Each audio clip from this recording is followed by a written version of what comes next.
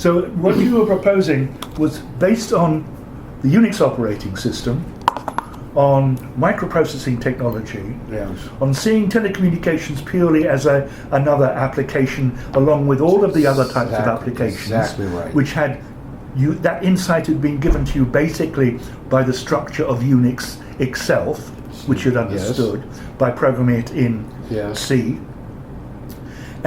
And what you were proposing to these people who had never really done this was we can take apart IBM. And you see the no partitions. Yes. Here's Unix, here's UCP, here's a stupid Atari computer game, Space Invaders. Yeah. Here's this really sophisticated system I'm trying to build over here, and the thought that these two things are really the same thing. Yeah. They're just variation on the same thing. And then the other thought was, geez, all these applications, they can be in this processor, but if I have a fast enough connection between them, they could be in an adjunct processor. Yeah. Or they could be in another computer. Yeah. I've got this UUCP capability that will move between them, and that led to this thought of we could have a whole bunch of these PCs sitting here, computing it, and we could have this stuff down here. And so I started thinking about what is now thought of as client-server relationships and clouds, and what today is the internet.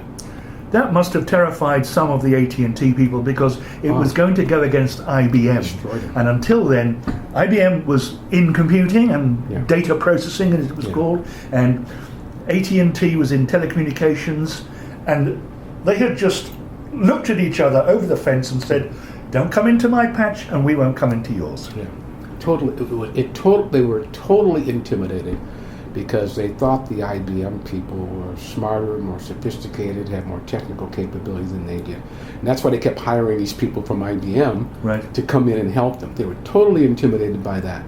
And they also just simply could not get past a gestalt, a worldview of the way the telecommunications system worked. They just couldn't do it. I mean, they just simply could not break mentally through a completely different model. And then when I started pushing X.25 packet switching technologies, right, and suggesting packet switching rather than circuit switching, well, then it was just against the religion. My God, you are no longer a member of the religion. How can you suggest that? You have any idea what the quality issues are going to be? Quality issues. Yeah, that was a big issue, wasn't it? Yeah, and so it was X.25, and it later turned into TCP/IP type technology, but that was the first thing. It was sitting there, and they just saw it as a joke. I mean, it was a toy. And these PCs are toys. What are you talking? Yeah, your Atari machine is a lot of fun, but it's not a serious business, reliable kind of a system. And we build things that have 99.999 reliability. I mean, what are you talking about? And I said, but this is today. Look at these curves I showed you. You have any idea where this will be 3, 4, 5 years from now? And it's going to eat you. And so they actually promoted me, and they sent me out to Denver.